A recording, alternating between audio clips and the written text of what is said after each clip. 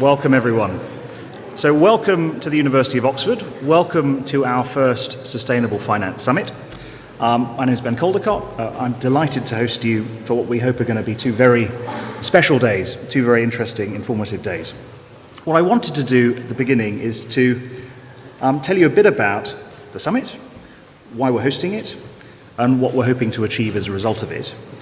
I'd also like to introduce you to sustainable finance at Oxford, particularly the group that I lead, the Oxford Sustainable Finance Group.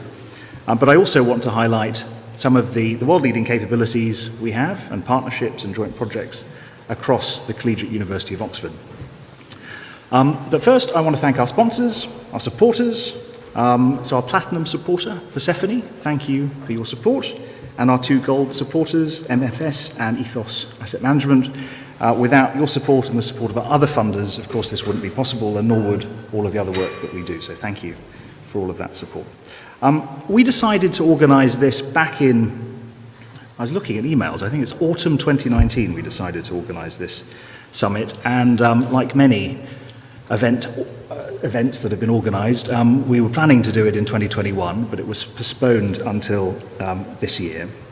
But we took the decision, particularly with the postponement, to make this an in-person conference only, and that people would really would actually need to have time and space out of the Home Office to critically engage with emerging theory and practice, to meet old friends, to make new ones, and also to have some fun in some lovely surroundings. And that's what we're trying to do with the summit, and I think it's the right thing to do to maximise the benefits of this gathering. There are going to be many more impactful collaborations that will result from us being together in person. And while we haven't given the option for people to participate virtually, there's one exception to that I'll come to later.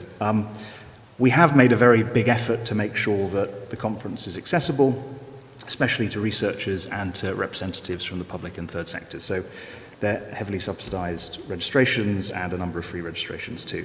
I should also say that all of the sessions are recorded and will be made available online after the event. So also just bear that in mind. It is on the record, and there are also some journalists present too. So the summit's been very much designed in a collaborative way with colleagues across the university, and all the topics you'll see on the agenda are topics where we are doing significant work here at Oxford.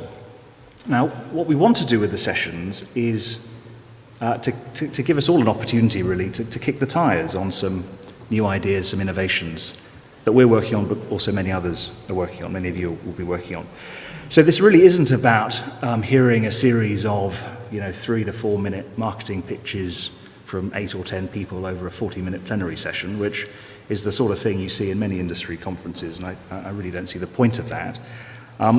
We want to do more of a deep dive, and we also want as much participation from you as possible. So we've made sure the sessions are relatively long, so there'll be time for audience participation. And really importantly, and I want to underline this, we want to make this a safe space for debate and even outright disagreement. And it's through challenge and debate that we can individually and collectively learn and also find ways to better navigate the shared challenges that we face. So that's the spirit we want to see at every session. It's also the reason why we have a closing debate at the end of the second day on a motion that is designed to provoke some real soul-searching amongst all of us working on these topics. So please don't be offended by the motion. I've already been berated for picking it. Engage in the debate and see it in that spirit. Okay, so I want to tell you a bit about what we're doing at Oxford. So as you might imagine, sustainable finance is one of the newest fields of research and teaching at Oxford, but it's already one where we have some very significant capabilities. Now the group, the Oxford Sustainable Finance Group, is the focal point for a lot of these capabilities and activities, and we were set up to align finance with global environmental sustainability. And what we're trying to do in all of our work is to define best practice, to ratchet that, and to socialise it through the work that we do. And the summit, this community, is part of that theory of change. We're the largest such group at any university. We'll be hitting over 40 research staff by the end of the year. And that means we have Depth, we're working on all sorts of topics. I'll say more about that in a sec. And also breadth. We also work very collaboratively with different bits of the university, whether that's in the physical sciences or the social sciences.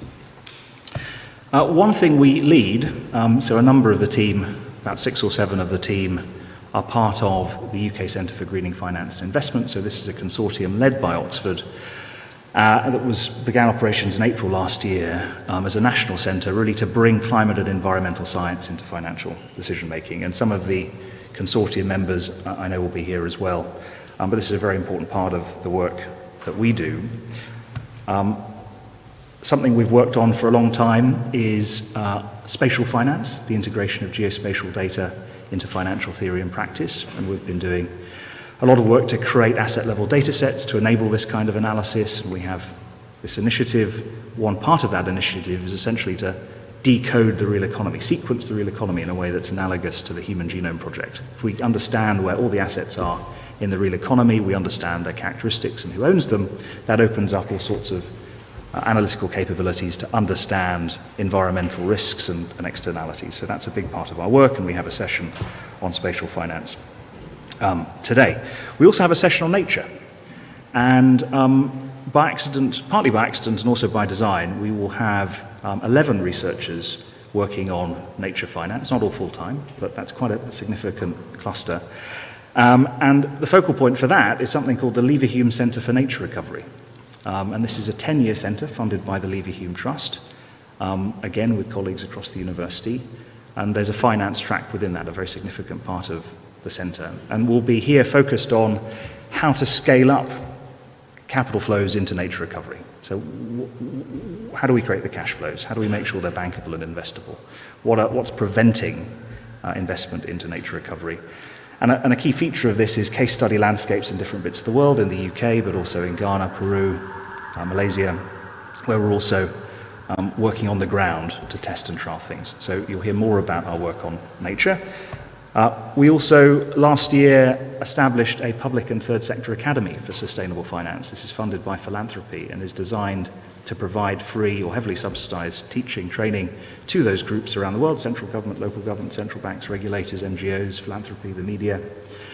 And we have trained in the last 12 months 1,000 people, about half of those from emerging developing countries, and that will be scaling up over the next few years, and is a core part of what we'll be doing, and is a really important part of our outreach work. We also teach undergraduates, we teach master's students, we have a large PhD cluster. We also do a range of different courses, executive education courses as well. So I think we're unique in the fact that we're teaching people all the way from undergraduate to senior executives and everyone in between. And we're supporting our students. We've got a student society that we support that's very vibrant, and they organise termly talks and field visits and excursions and probably the odd piss up as well, I imagine. If you're looking to hire fantastic people, obviously get in touch with the society. The president of the society, Jimmy, is over there and can tell you more. Convening, obviously, this is part of our convening. We've had a week of convening. So we had last week our 9th Sustainable Finance Forum at Waddesdon. A few of you were there, focused on transition plans, again a feature of the summit today and tomorrow. Yesterday we had a one-day session, a smaller session, focused on sectoral transformations to net zero and the role of finance within that, looking at shipping, the power sector and agriculture. And obviously we have our summit. Now, before I tell you, there's some summit-specific things I want to say, but a couple of quick announcements. So the first is this, which is, so it represents two things. So one is we now have a new domain, a new web domain across Oxford, sustainablefinance.ox.ac.uk. The website went live today. And the reason that's important is this represents a joined-up cross-Oxford enterprise, right? So it's not just the group, it is colleagues in the School of Geography and the Environment, the Environmental Change Institute, the Oxford Martin School, the Saïd Business School, the Department of Biology, Physics, Economics, Law, Engineering Science, and the Blackney School of Government. So we're working with all of those bits of the university, plus others, on these topics. And you have researchers across all of those different bits of the university working on this. And for those of you who work in academic institutions, or indeed those of you who work in Oxford, you will know that coordinating, joining up, is quite an achievement. So I'm very proud of the fact that we are joining up. And another part of the joining up that I also want to announce is we are creating a new sustainable finance lab. And this will be a physical space opening later this year. The building is somewhere in that picture. It's very central. I can't tell you exactly where it is right now, but we do have it, just going through lease negotiations.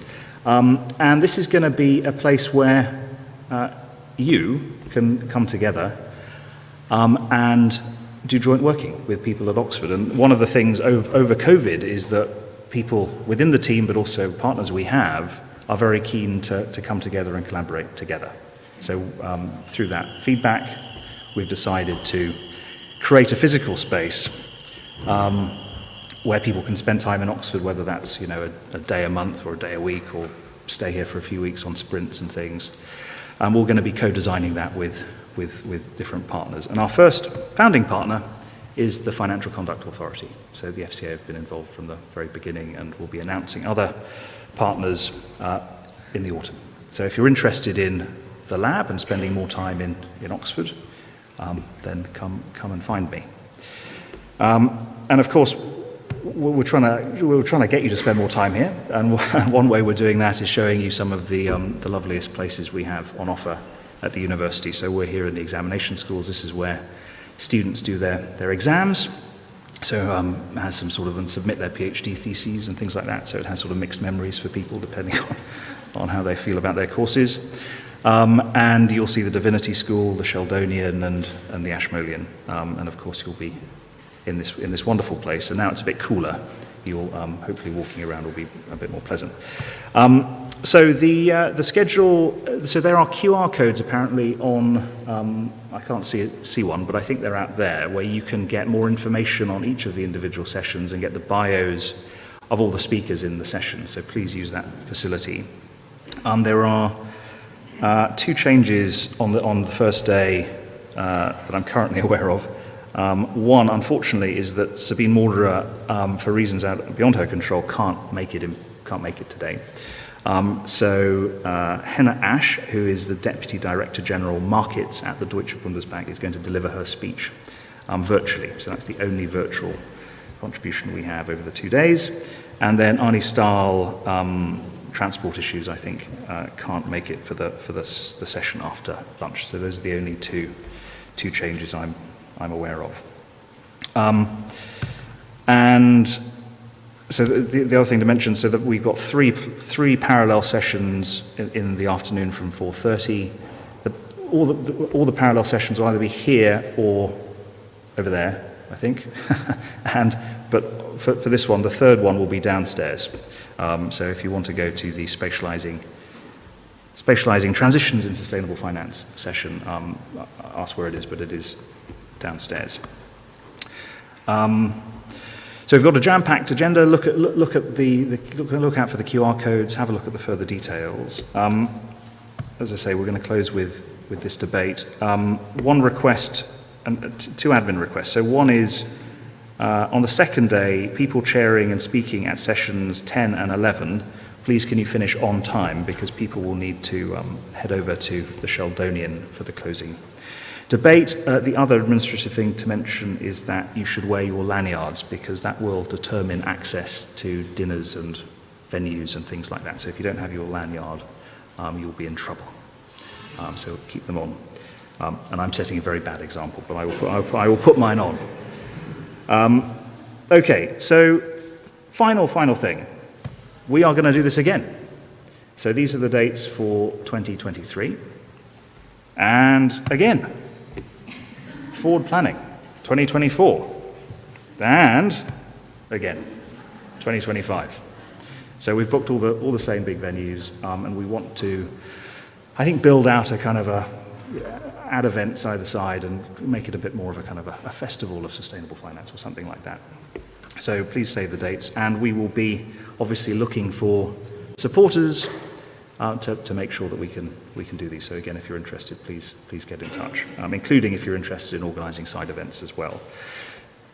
So final thing is to welcome up the panel chaired by Sophie, and Sophie will be playing a key role in co-organising the summit next year as well. So thank you, Sophie. Over to you.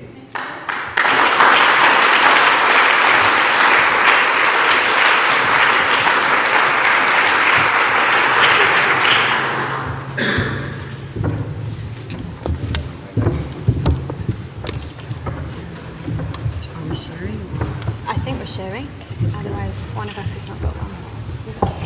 So maybe 2 minutes. Sorry, I might have... We've done this before.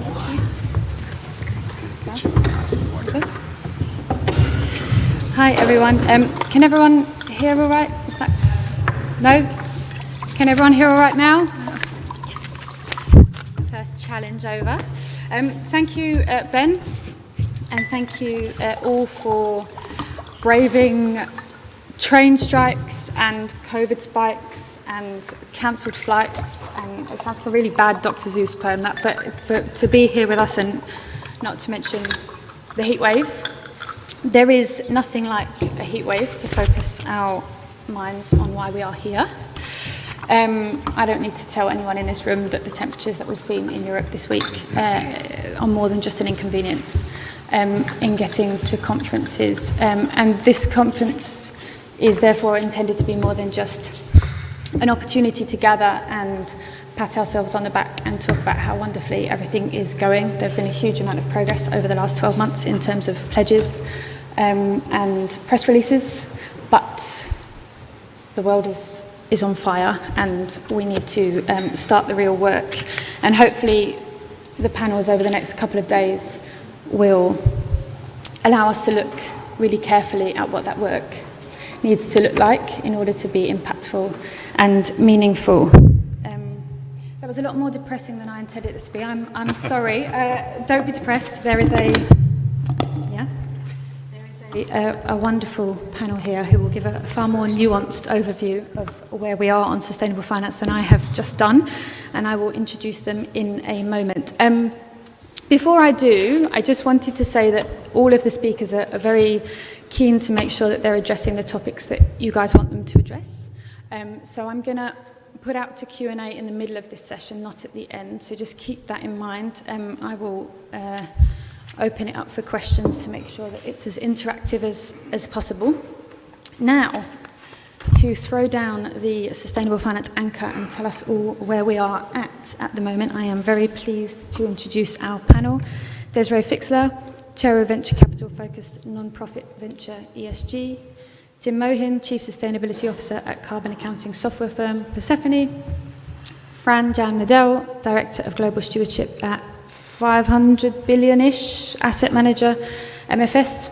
And Carlos Santos, CEO and Chairman of Trading and Project Finance Specialist, Ethos Asset Management. And right at the end, almost out of sight for me, is Robert Eccles, Visiting Professor of Management Practice at Saïd Business School here at the University of Oxford. Thank you all very much for joining. Desiree, perhaps we can start with you. Sustainable Finance had an interesting 12 months, but you've also had an interesting 12 months that probably correlates with that a little bit. For those of you who don't know Desiree's 12 months or 18 months, you stepped down as Head of Sustainability at DWS last spring. I was forced to step down, You were forced, okay. And you didn't go quietly, I think it's fair to say. You raised a lot of concerns with the asset manager, but also more broadly in the industry about the mismatch between claims being made and reality. So where do you think we're at now? Now you're sitting here, 18 months later, where have we got to on this, and how are you feeling about it all? Sure. Well, first of all, thank you for this invitation. I think this last year has been a real wake-up call year. A lot of people, not just myself, have spoken out, and it's people, organizations, and government authorities. We've seen a number of regulatory and enforcement actions against greenwashing. ESG has also experienced, real headwinds from some severe macroeconomic and political factors and frankly, movements, right? So this year has been a crossroads, an inflection point. It's also been a correction, and one that was, I think, really needed. I think that there had been a lot of inflation on the trillions of dollars into ESG strategies that were loosely defined, inflation on a lot of hyperbole when it comes to rhetoric and corporate statements. And we needed this mark to market and reality check. I was part of the financial markets in the ride up to the subprime crisis. Nothing cleanses a market more than severe and stiff penalties and enforcement actions. It really raises the bar on practice. And I think today, these bad events, if you will, are leading to some badly needed and positive outcomes and acknowledgement that in ESG, we need to substantiate our statements and our products and services, right? It's not being, prescriptive to say you must, pledge net zero. But if you say it, if you pledge it, you have to do it, and you have to back it up with data, and you have to back it up with evidence.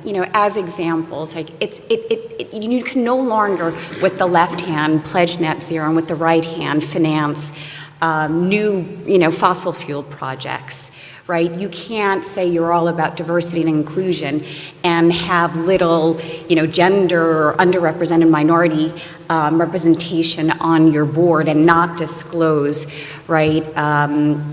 Your gender pay gap, as an example, right? You can't say you're focused on transition strategies, right? And say you've had lots of meetings with your investee companies, but then, you have a poor record on voting in support of ESG matters, or your lobbying efforts contradict it. And I'd say, to sum it up, it's really, there's been another recognition that the sustainability office or the sustainability officer, the role has changed. It's changed from an educator, an advisor, to one of a real compliance function, right? And so, we need to be as rigorous on our non-financial disclosure as we are on our financial disclosure. There you go.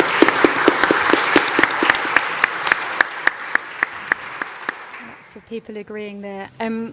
Tim, Desiree's talking about accountability and transparency and things like that. Obviously, disclosures and standards are a really big part of that. Many people in this room will know you best probably for heading up the Global Reporting Initiative before you joined Persefoni. So you've been at the centre of that part of this puzzle for a while. What are your reflections on where we've got to? Thanks, Sophie. And I was joking with Desiree. I hate following Desiree because she's got such a compelling story, and it's so topical for this moment. But first, I just want to say how much of a pleasure it is to be with you today, and how much of an honor it is to sponsor this event. We think this is a fabulous event because it's bringing together the worlds of finance and sustainability, which I think is really where things will start to change.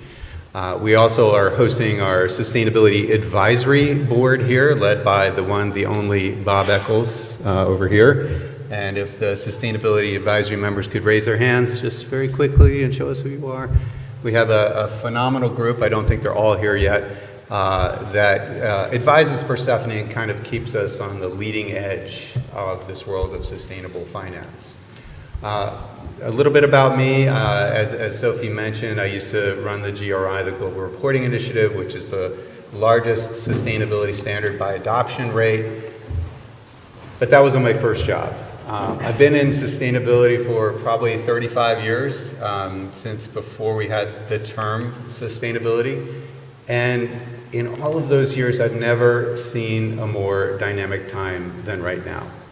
And when you look at what's happening in the world of sustainability, we hit peak sustainability reporting a couple of years ago, with 92% of the S&P 500 now voluntarily reporting some sustainability information.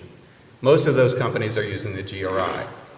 So it might bring up the question, why? Why now? Why are we so interested in this topic? Why are we having this meeting? 5 years ago, we would not have had this meeting. Finance people, except for maybe Ann Simpson, didn't care about these issues. And all of a sudden, it's like a big thing. And maybe Bob. But beyond those pioneers, it was kind of like, it's interesting, but not that compelling. And so that's the difference. The sustainability has sort of crossed the threshold from this voluntary, reputationally driven exercise where I sort of grew up. I worked for big companies, Intel, Apple, AMD, as a corporate responsibility leader, to now where it is in the center of global commerce. And that's a big, big change. And it requires change in how we manifest the details of sustainability. There's a lot of folks in here who know accounting and disclosure from the finance space.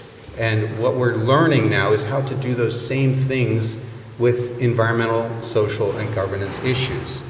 And the first one over the threshold will be carbon, greenhouse gases, because we all know that we're in a carbon crisis.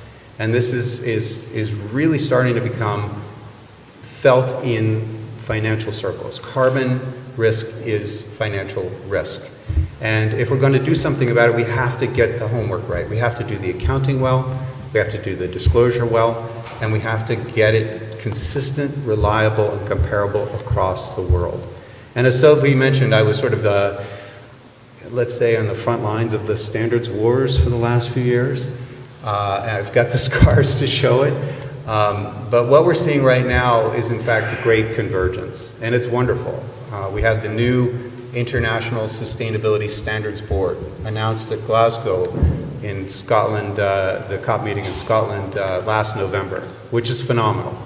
And it represents a lot of work by a lot of people to really bring together all of these alphabet soup of standards of how we report greenhouse gas emissions, but other ESG topics as well. And that's brand new. It's just getting started. It's part of the IFRS, which is used by 140 countries around the world. So this is where things are going. But we're not quite there yet. There's a lot of work to do. Many of you have probably seen in the United States, we had the Securities and Exchange Commission issue a new proposal, 500 and some pages, back in March. Since then, it seems like everything has changed. The world has changed. The Supreme Court has pulled back not just abortion rights, which is beyond comprehension, but also EPA's ability to manage greenhouse gas emissions. So likelihood of the SEC rule going forward or being challenged by the Supreme Court, who knows? But clearly there's a little bit of headwind in the US.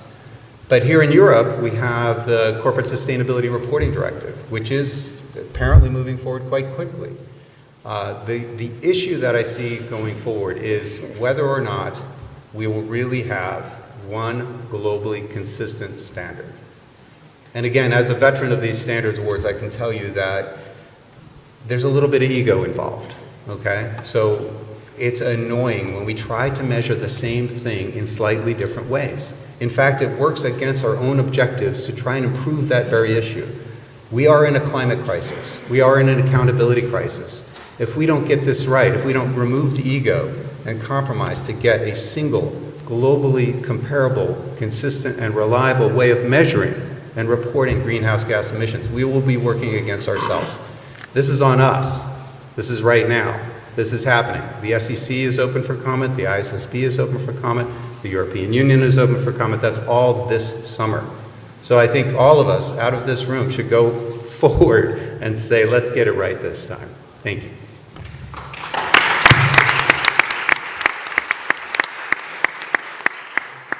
Thank you, Tim. So the accountability crisis and the great convergence.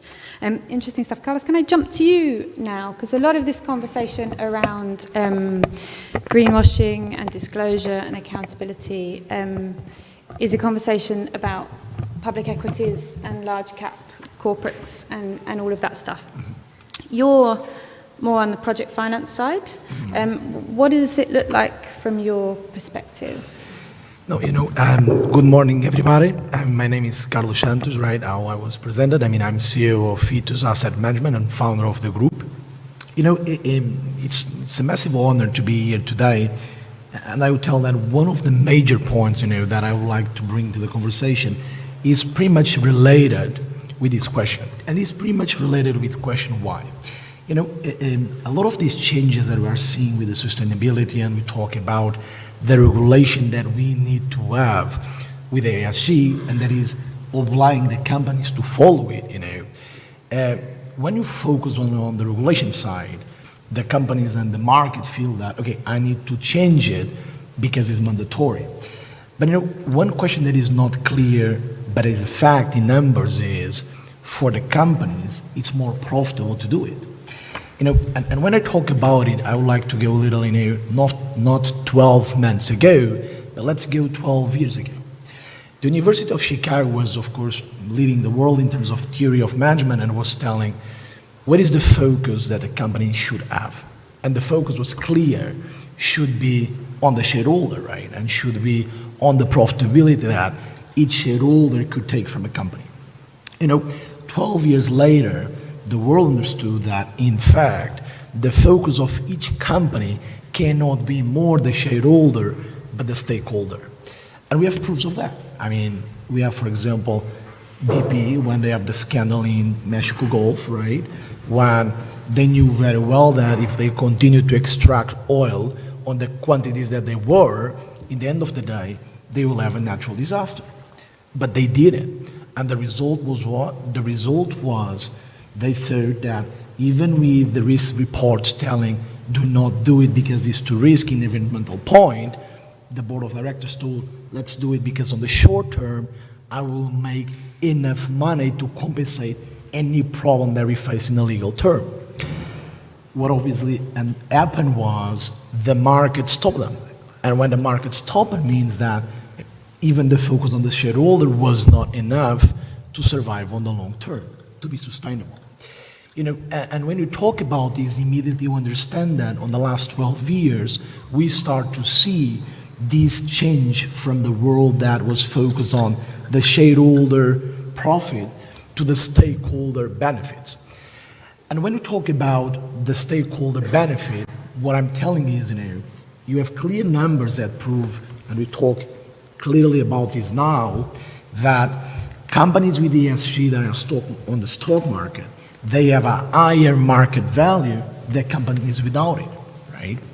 And this is exactly the demonstration that you should follow ESG, and obviously because all the real impact that this will have on the society, on the environment, on the corporate and social responsibility, but mainly because for the company it's better, And when you go to SMEs, when you go outside of big corporations, it's very difficult to convince a director of a company or a shareholder or SME that in fact is better to them and it's more profitable to them if they focus on ESG, in fact, in these type of policies. With that said, what I'm trying to clearly tell is this is not only a change because the world needed it, right? But it's a change that each individual inside of the institutions needs to realize that financial is a benefit to them. And this is a paradigm that needs to be passed to the economy, because if this happens, that transition period can be obviously faster.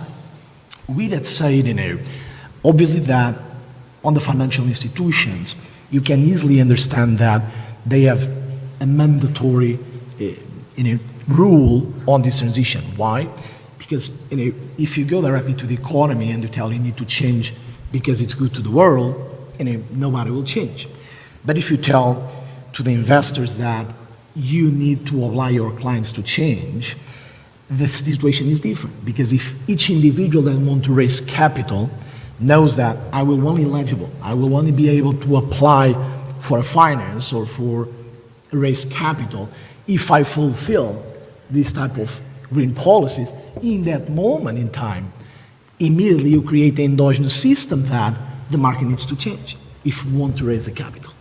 With that said, obviously that the taxonomy and obviously, all these regulation that allow to an investment fund tell, I'm a green investment fund, I'm an ESG investment fund, are truly important because they are the trigger to this transition be faster, right? Because if I want that the market change, and if I want to attract capital easily to invest in the market, I need to respect the ESG logic to tell I'm an ESG fund. With that said, when going straight to your question, and I believe that a lot of people always have the wrong idea about this is important for the world, but this is costly. The truth is, on the long term, it's profitable and it's more profitable. That means that the opportunity cost of capital to the investors that do and focus on ESG companies, in fact, is not higher, but is lower. And this is a point that, if the world can really understand this, you can accelerate this transition. And obviously, we see the majority of, Blackstones and BlackRock at the moment 100% focus on ESG companies. And the reason is exactly that, because they are, in the end of the day, having higher market value. And Thank you.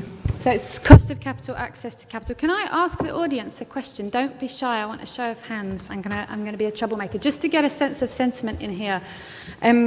Carlos was talking about the profitability of sustainability. Please do put your hands up for this, but I want to ask you whether you believe that companies will continue to be as profitable or more profitable than they have been if they are being truly sustainable, because I know that this is a discussion that is starting to take place in the market. So if we move to a truly sustainable economy, are companies going to be able to continue to make as much money as they have done over the past few decades? If you believe that they will be able to make as much money under a truly sustainable economy, can you raise your hands? We have some enthusiastic hands raising. Okay, bullish. All current companies. If, as Carlos says, they move towards, and I'm interchanging ESG and sustainability, don't throw tomatoes at me, but for the sake of this, if you think that there will have to be changing ideas around profits under a truly sustainable economy, can you raise your hand? Oh, I wasn't expecting that result. Well, good. Lovely. Thank you for volunteering. I just wanted to get a sense of audience sentiment there. But it's great points, Carlos, on access to capital and cost of capital. It's really starting to hit those conversations. Fran, stewardship. You are our stewardship pro, and it is one of the biggest topics that people are talking about. Some people sell it as the silver bullet that will solve everything. Other people less so. We saw some investors come under pressure last week. I think BlackRock received a letter from a senator in the US questioning whether its collaborative engagement activities contravened antitrust rules. Obviously something they deny, but something that the market is having to deal with more. Climate Action 100 Plus members will know this. So there's been lots going on. There's been big wins for stewardship over the last 12 and 18 months as well. Where are we with stewardship, and how far have we come? Thank you very much, and thank you especially for having me today. I've been in ESG for about 20 years, and I just calculated back about 16 years in engagement and stewardship. And I've got a 13-year-old daughter at home, so I thought it's quite similar really where we are with stewardship. It's sort of coming of age. There are problems, there are controversies, there are fights. But what I really like about the teenage years is that it's not black and white. It's not, this is just right. You're sort of learning step by step, and you have to strategically think every day, how am I going to challenge that new problem that Lily is bringing along. But what I really like about her, and what I really like about stewardship, it's really become much more professional. We have much more data. We have processes that are being guided by the FCA. There are questions from asset owners that are super valuable.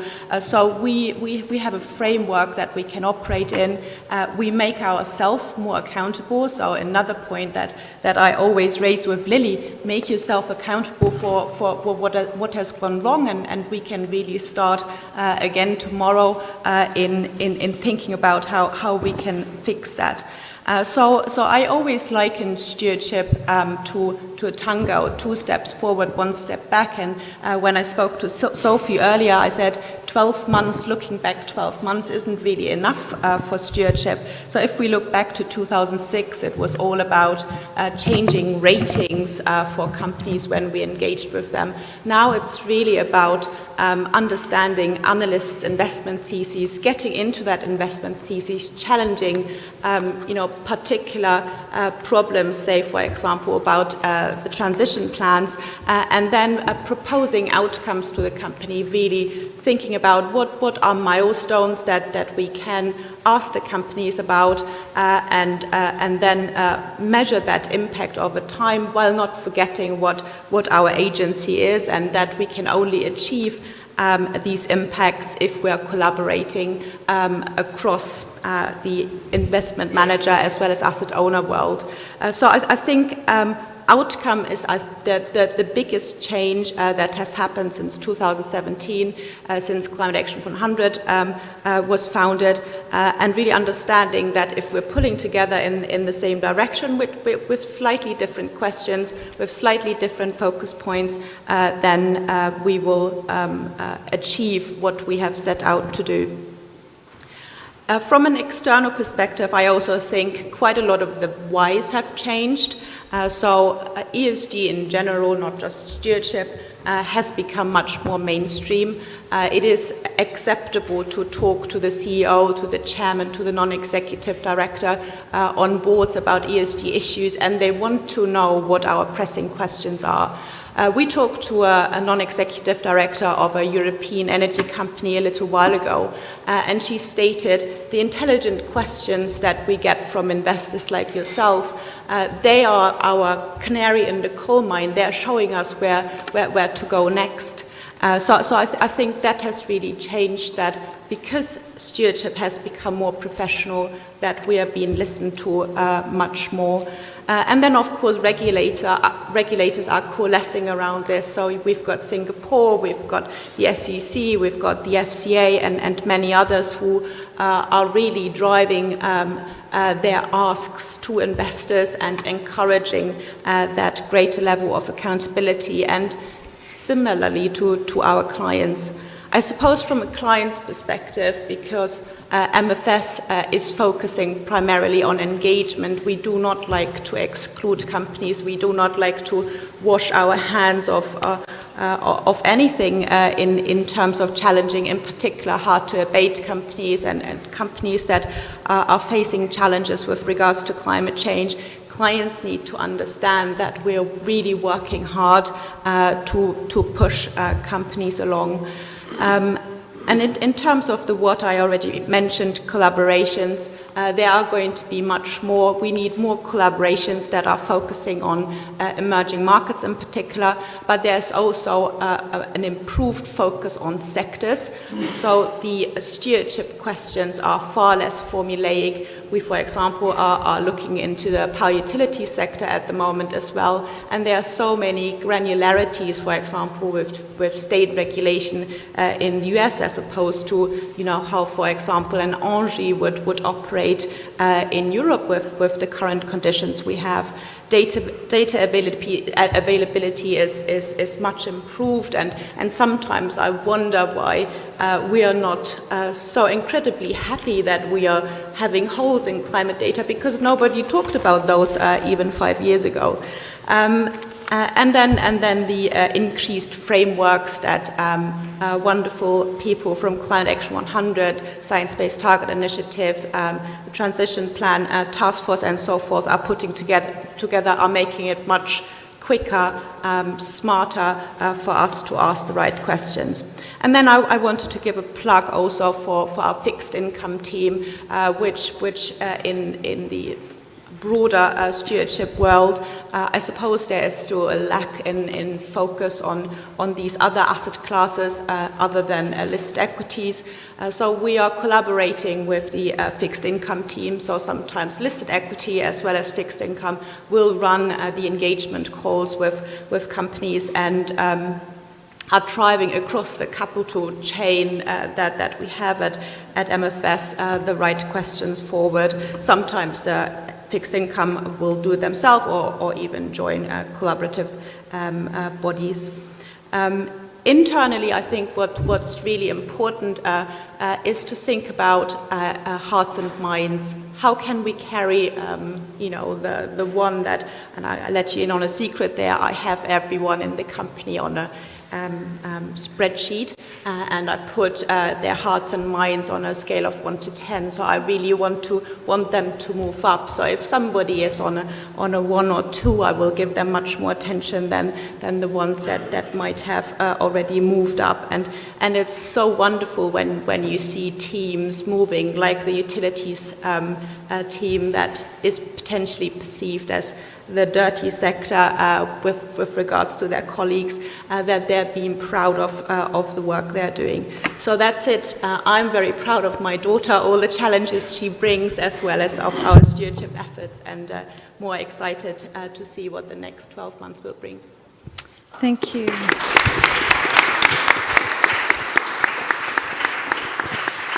And we can talk about the next 12 months a bit more later. Bob? Sophie. I mentioned the letter to BlackRock from a senator. They're not the only ones, but they're also. It's not just engagement that is triggering pushback, is it? At the moment, there's a wider trend here, particularly in the US. Thank you. What are your reflections on the state of play at the moment and broader sentiment towards this? So I know we need to get to questions. I got 4 quick points. Before I do that, I have a public service announcement. Does it involve togas? Well, we're going to get there. I'm going to let you can wrap it up with the togas. So here's the deal. Tim mentioned our friend Ann Simpson, who graduated from Oxford. And I suspect maybe some of you did. Most of you haven't. I certainly didn't. Apparently, there's this ancient codicil that goes back like 100 or 200 years after it was founded. And it's been documented that it exists. And it's pretty straightforward. It says, in July, gentlemen don't wear ties at the examinations. So the conclusion of that is you can decide if you're a gentleman or not. And you will signal that by whether you wear a tie to the rest of this event. So that's my public service announcement. So Carlos, I just threw you under the bus, man. Sorry about that. You didn't get the memo. So listen, 4 points. Let me start, giving a shout out to Desiree, because I think she's right that this pushback has been healthy. But, here's a little bit more. She was too modest. I've learned a lot about what it's like to be a whistleblower. So she goes through all these steps inside, DWS and Deutsche Bank to raise these issues. They don't want to look at it. They don't want to look at it. They throw her under the bus, okay? So, she's getting scammed this way. Fast forward, the German police raid the DWS headquarters. 50 German police go in to grab documents. Ahsoka Warman is gone, who's the CEO. So I'm thinking, okay, Desiree won, DWS lost. But it goes beyond that. So here she is. Everybody wants to talk to Desiree. She's got speaking gigs, she's got consulting gigs. No one wants to give her a job because they're afraid of what's going to happen if they put Desiree inside their organization. So this is making me think a little bit about the authenticity of all these financial institutions. And then the thing that sort of cracks me up the most, if you don't mind, Desiree, I'm going to tell folks about It's a bit late. our last conversation. So I'm at Desiree, kind of, how's it going? She says, well, it's pretty good, I'm kind of getting all these gigs and stuff like that. And then I talked to this Women's Business Association. We said, Desiree, we'd really like to be helpful to you, but girl, you kind of got to tone it down, don't be so out there, be a little bit more polite, and then maybe it'll be okay. And I'm thinking, that's just so crazy in 2022, but it is what it is. So that's my first point. Second point, I think although this pushback is healthy, things go to the extremes. I didn't go to Oxford, I went to MIT, and I was a pure math major, and I took courses in topology. So that's been very useful to me to understand the dynamics of what are going on. And I did a very learned piece called The Topology of Hate for ESG. And the way you can think about it is there's basically 4 sets in this topological space. You've got the sustainability flat earthers, represented by Mike Pence. This is the political blowback, who published a letter in the GOP's House organ, better known as the Wall Street Journal, going, this ESG shit, man, it's bad. It's going to like take America down. And BlackRock, you know, they're against fossil fuels. No, they've got $250 billion in assets. It's about the same as what the percentage is of oil and gas in terms of the global capital markets. Doesn't like engine number 1 because they put 3 environmentalists on the board. Read the fine print, big guy. They put 3 people from the oil and gas industry who actually understand this bloody thing compared to all these other people, and he's complaining about that. There is this enormous politicization, you know, on the right in the United States, and you have to pay attention to that. Kind of on the opposite extreme, although topological spaces are complicated, there's the sustainability Taliban, and for them, nothing is good enough. Nothing is good enough. I wrote an innocent article with an investor friend of mine, Bhakti Merchandani. Hey, wouldn't it be great if companies supported the ISSB? I got more hate mail on LinkedIn than I've seen in my life. I mean, you know, it became vituperative, it became ad hominem, it became personal. Fortunately, I have a millennial friend. She said, you know what? They're called trolls and you can block them. So I did.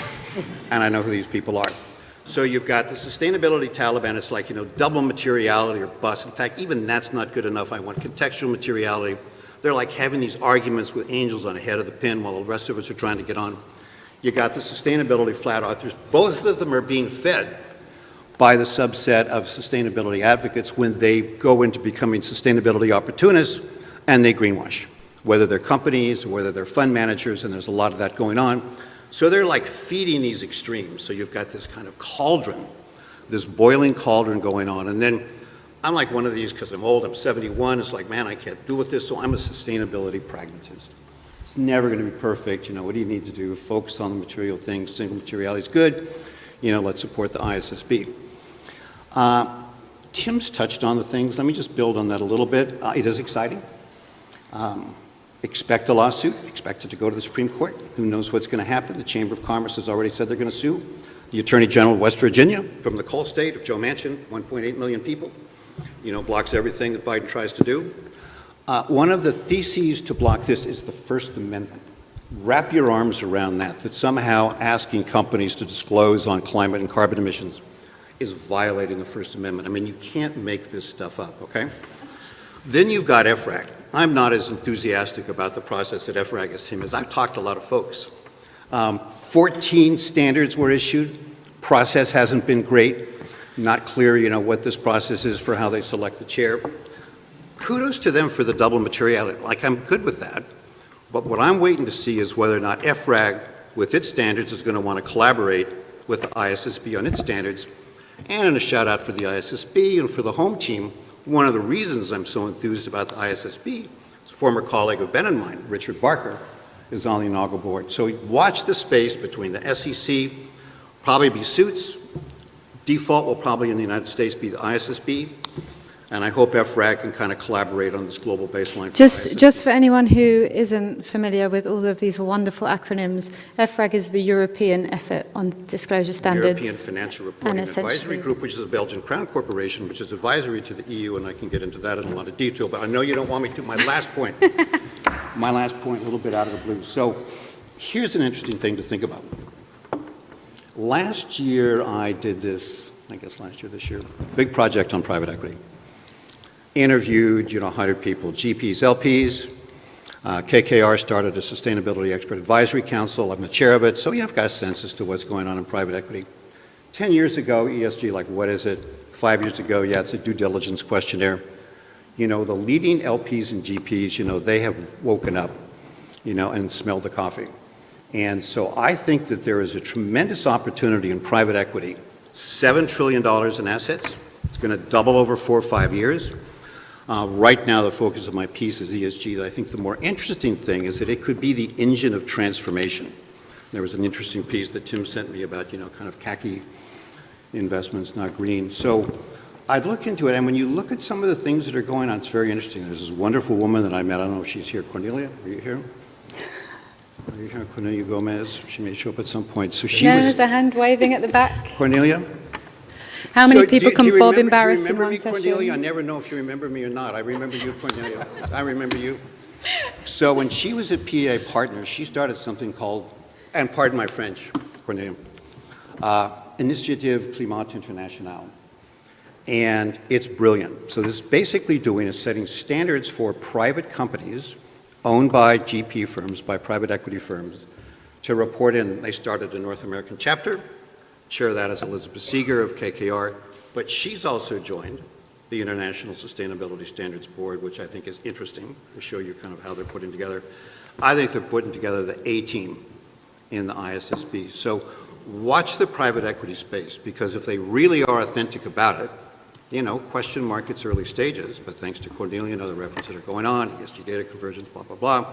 I think we should look more to private equity as a good source. I really think in a lot of ways private equity can take the lead in sustainability. They control the asset, they hold it for a fairly long term, they can put the board together, they can decide who the CEO is, and so I think there's big opportunities in private equity, and with that I'll done. Thank you very much, Bob.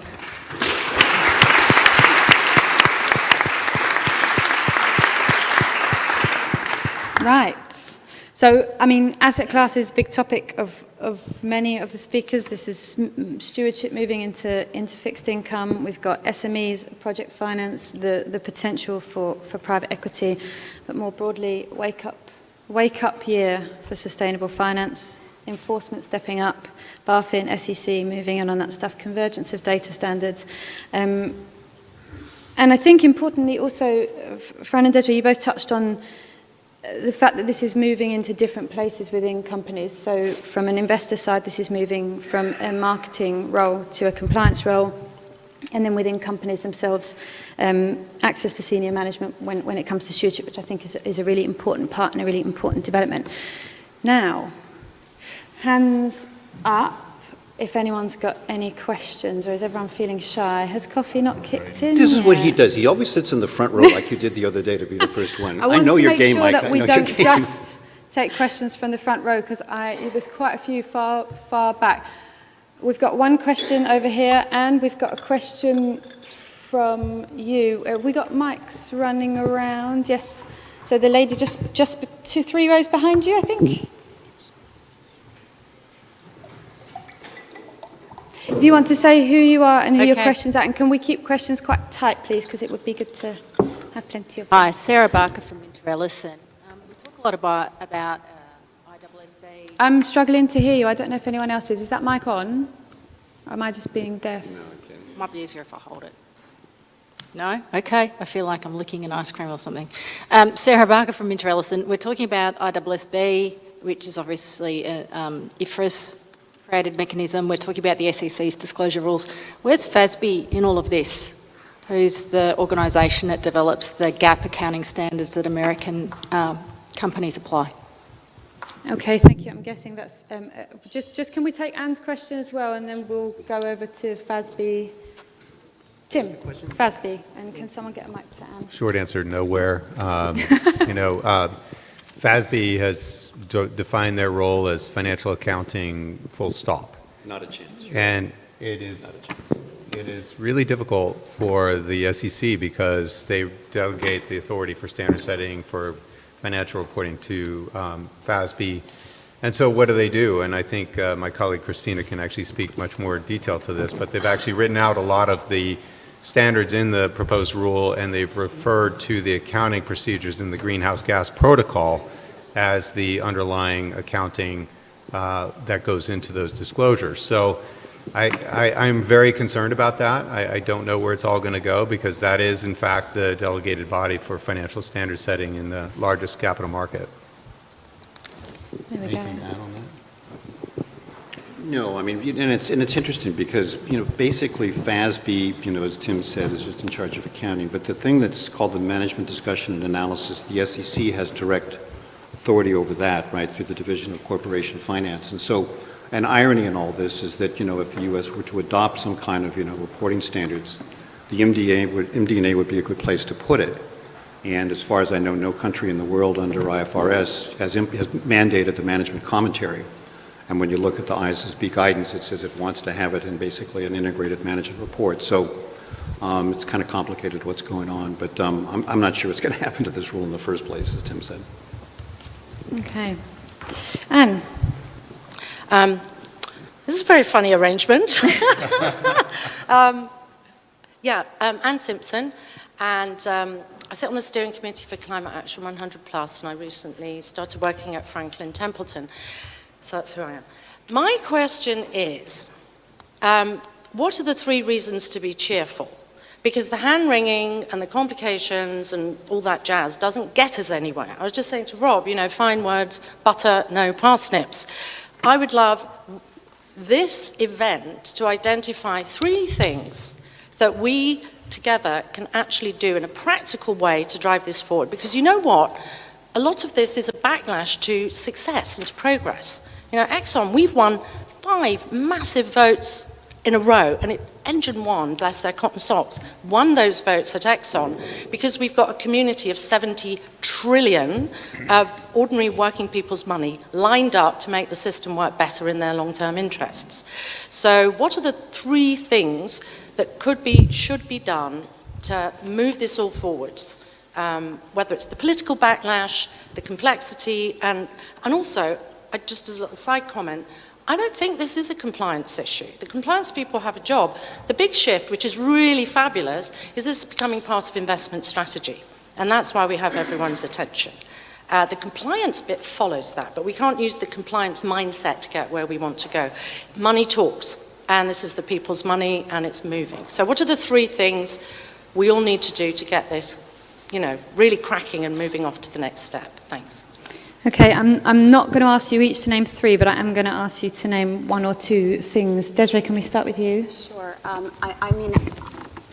I would agree with that if we're just operating in a voluntary world. I think that this year and the challenges have also galvanized the backing that we need mandatory disclosure requirements, not voluntary. And we also, I think that support is building for mandatory government policy, right? Too much today. Voluntary disclosures, they're all different baselines, all different measurements. It's not, in the capital markets, investors are not informed enough. We need to be, and I think there's a lot of agreement, that we need the standardized disclosure requirements so we can compare apples to apples. But there's also recognition that we've mobilized trillions of dollars into large cap investments. When you lift the hood on some of the largest ESG products, we will see the same names over and over again. They're large cap, US, tech, or it's in the healthcare space. And I think that there is growing recognition that we can't do this by ourselves. Right, and that's why I mention compliance, because I think that we need government guardrails. And I'm not talking about like SFDR taxonomy. I don't think the financial regulator is supposed to be prescriptive on how we invest, but governments rather need to move in. That's how we've generally progressed. And I think with that, then yes, we can have some creativity, and strategists, can decide, on how to structure products or how to, what to sell. But I do think that there needs to be this new mindset. You just can't say it. We can't police ourselves. That we do need these mandatory guardrails.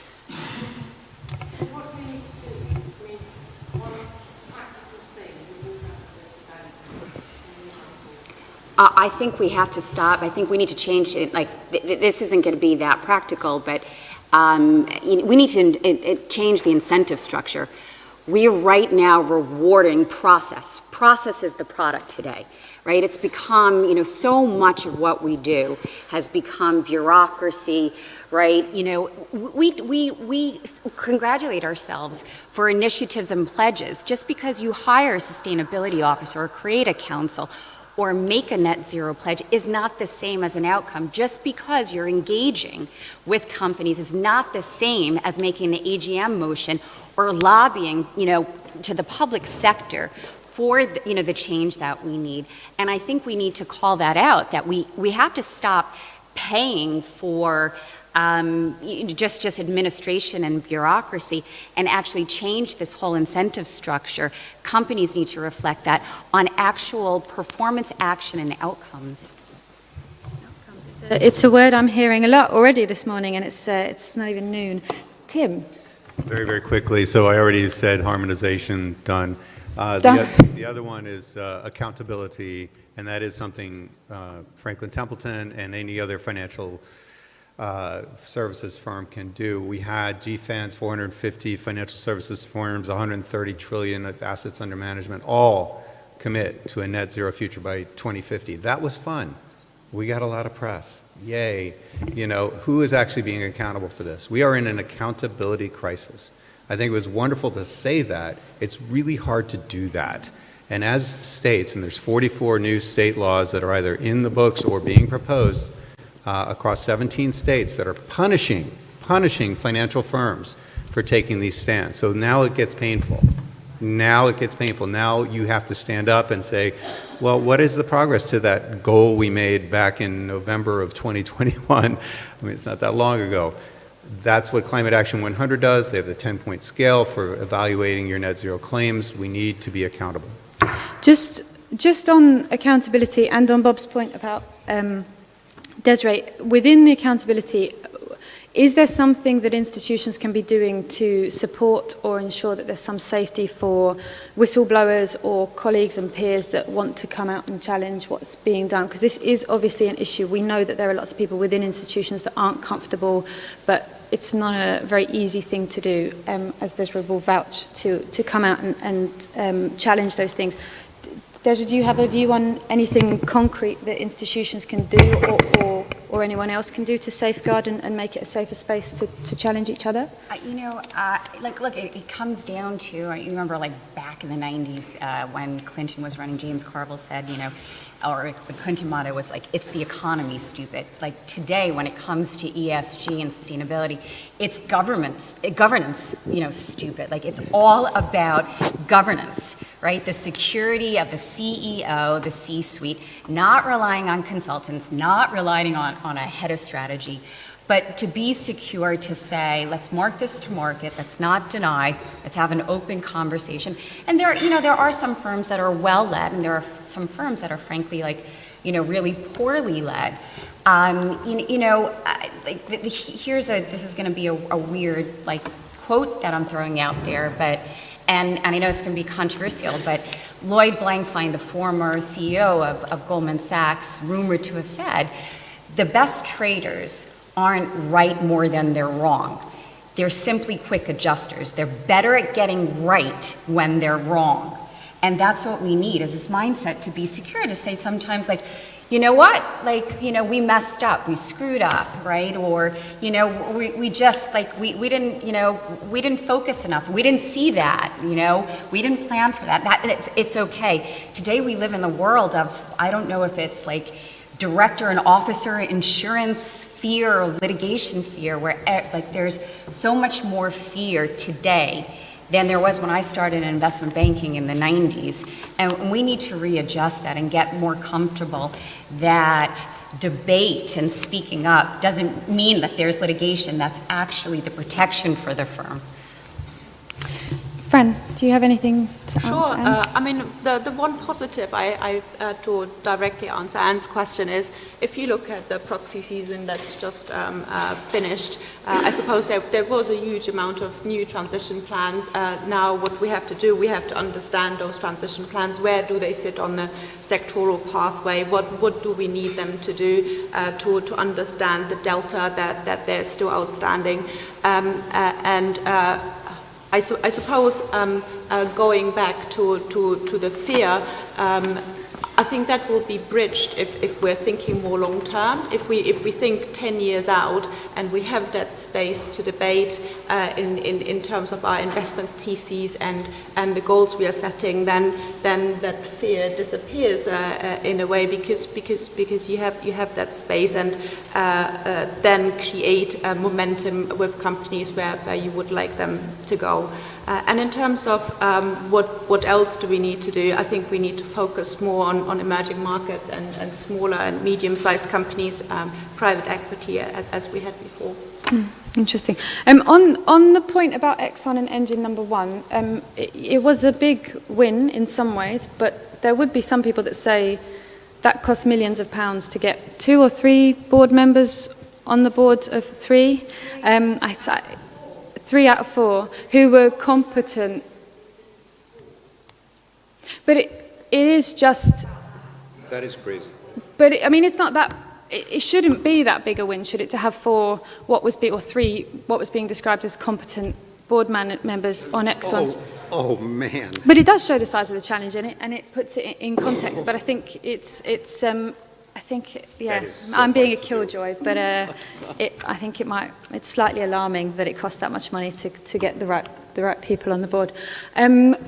Carlos, anything that we can do?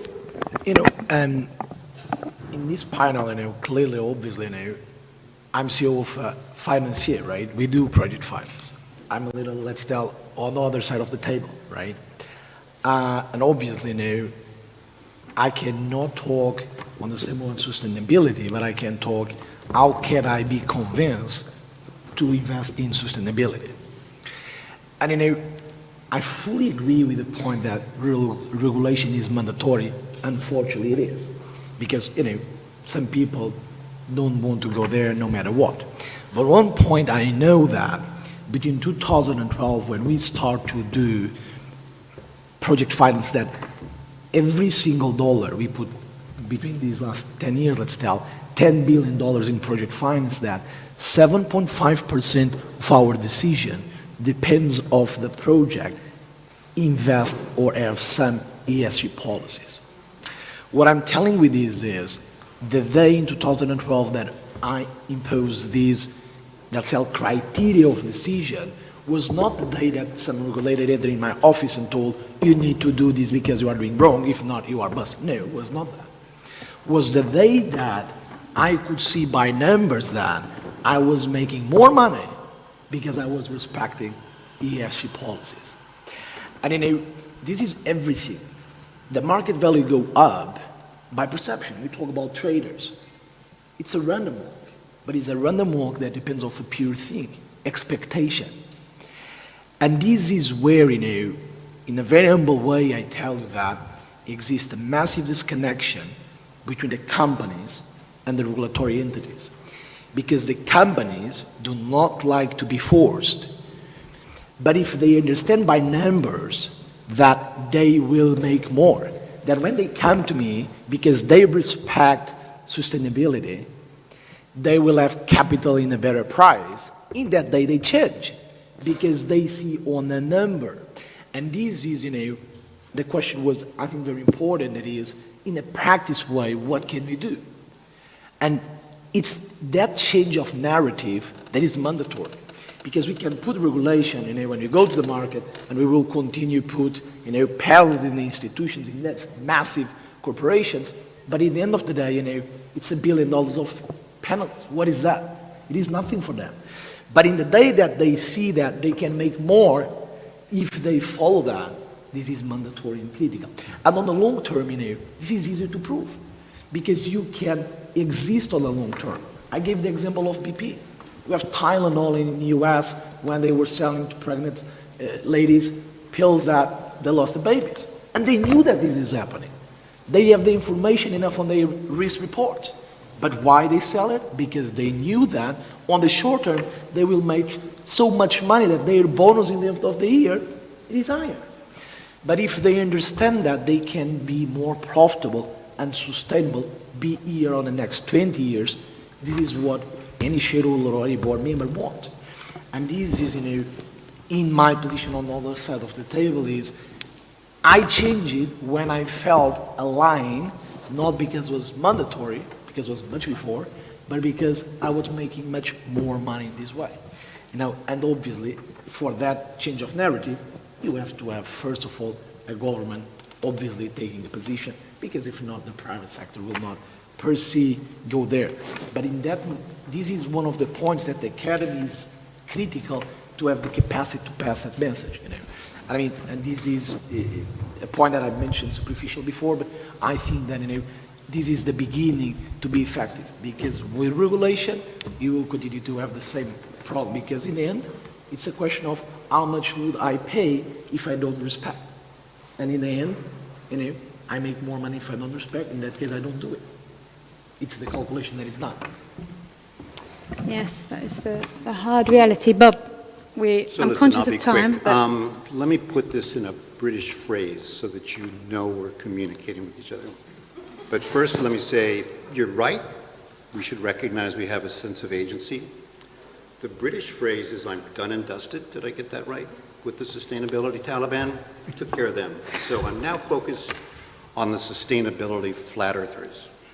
And I'm working with a group that you know, this is all very secret, for basically a social media campaign. And it was kind of informally launched with my little piece, Grift Capitalism, the GOP's brilliant strategy for ripping off ordinary Americans. What we're going to do is get to all of these people in the red states and tell them how they're getting screwed by, Texas excluding 159 financial institutions and have their cost of debt go up by $300 or $400 million, just to anticipate my next little contribution, which occurred to me over the weekend. The working title is A Tutorial on Investing in the Fossil Fuel Industry for Mr. Pence and His Friends. So stay tuned. Wait, is it a comic book? Or? Yeah, pictures. There are hands over here. There are lots of hands come up. I need to find Ben. Oh, there you are, Ben. We started late. Are we... Okay. Hi, I'm Rakhi Kumar. I work for a company, Liberty Mutual. I used to be an investor for 9 years, and now I've moved the company side. So it's part comment, part it's more for comment for Anne. Sometimes it feels like we are winning the battle but losing the war when it comes to ESG. And I think part of the concern is that what investors are looking for is, as you said, transition plans, goals, how you're going to get there, long-term, not enough short-term. Here are 3 questions you may want to ask companies. 1, how many people have you trained on ESG? Because believe me, that's where companies are. They need everybody in the organization to understand ESG to bring it to their front. Number 2, how much have you invested in the opportunity innovation aspect? Right? Because we know that we don't know how to get to net zero. No one knows how to get to net zero. There are no pathways that are clear and defined. And 3, what are you doing with other industry participants to try to figure this out? Because companies need to help each other. It's so prohibitively expensive, and the small and medium cap companies are going to fall behind. So it has to be an industry solution. So those are my 3 suggestions.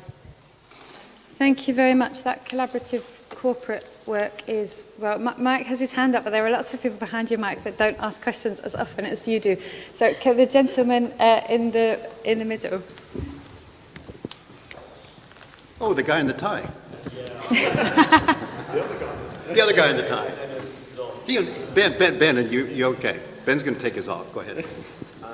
Robert, this is a question for you. You obviously appreciate a good story, and I appreciate your candor as well and your answers.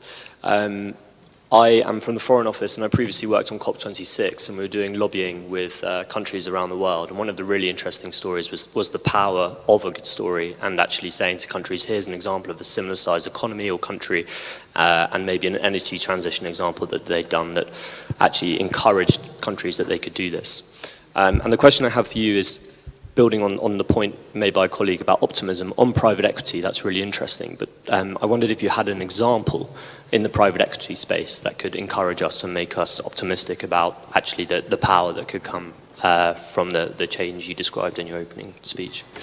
So, it's a great question. I agree with you on the power of the story. And kind of to not answer the question, I think if you look at a country example, I mean, you people have your issues here with, your next prime minister, but it doesn't look as ugly as it does in the United States. I think the things the UK has done, some of the legislation. You need to pull the mic closer to you. I think on a country basis, I agree with you about the power of a story. I'm pretty optimistic about the UK in terms of legislation that's been passed. In terms of private equity, this will be a little self-serving. Look at the KKR website, look at their sustainability report, look at the charter for the Sustainability Expert Advisory Council. They've got a large ownership in something called Crescent Energy. So they're basically buying oil and gas assets, and I know some people aren't going to be comfortable with that. And it's, to do the transition, take down the methane emissions, manage it in a responsible way.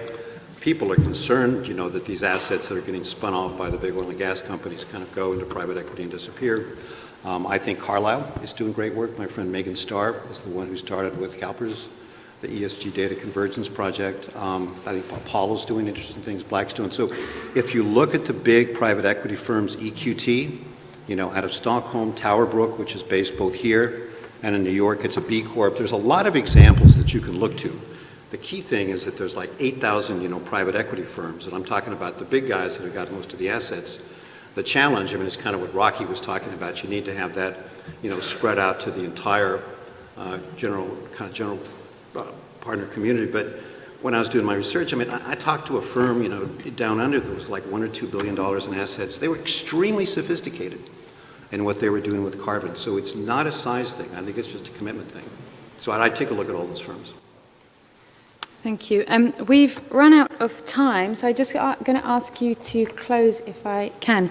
I started this session by talking about the fact that all of these pledges that we've seen over the last 12 months may be exciting, but they don't actually move the needle in the real economy yet. It's just an indicator of buy-in. By next year's conference, which Ben has already plugged, if we were having this conversation again, in one or two sentences, what would you hope that we would be able to say had happened between now and next July? Fran, can I start with you? Sure. I think we would like to say science is always the starting point. What else can one say at Oxford? That we have much more clarity on transition pathways for different sectors. That the emerging markets are now completely part of the equation. That they have leapfrogged quite a lot of our problems that we have here. That we have more clarity on Scope 3. But also are not forgetting about workforce disclosure and so forth. We've talked quite a lot about climate, I suppose. More unity for the regulatory bodies, and also trust, I suppose, that hasn't been instated since the great financial crisis for the financial sector, that clients understand that there is granularity. So one tiny little example that I often make is I used to engage with Disney on remuneration, and I think for the last 2 months before their AGM, we engaged probably about 6 times with them. And Bob Iger has this huge pay, and we got them to reduce it by 25%.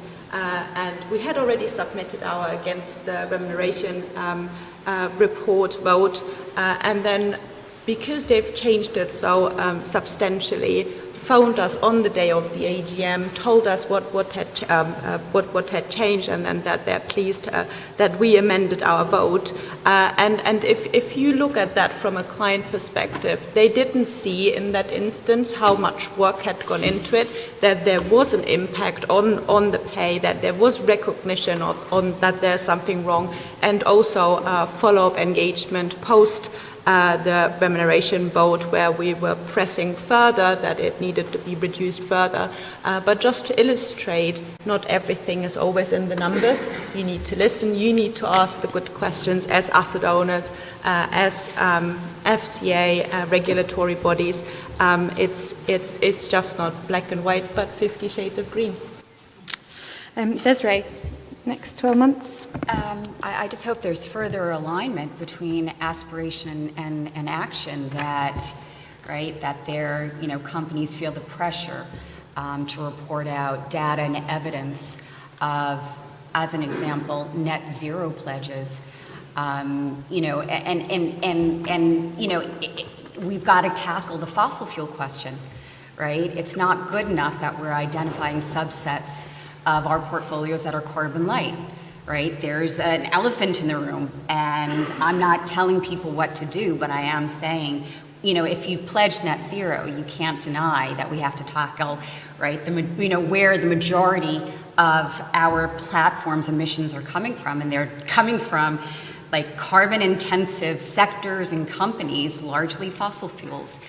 So I hope there's greater transparency, evidence, or folks just folding their hand and saying we can't do this, and therefore, again, there's more lobbying efforts for government climate action. Thank you. Carlos. The word is alignment, and its alignment, of course, is not the point, and I repeat, we need an alignment between where we have the regulatory side and when we have the research side, academy, needs to be aligned with the corporations. And that alignment is not only through, but still struggling through, of course, regulation, but is in fact alignment of understanding of why the corporations needs to change.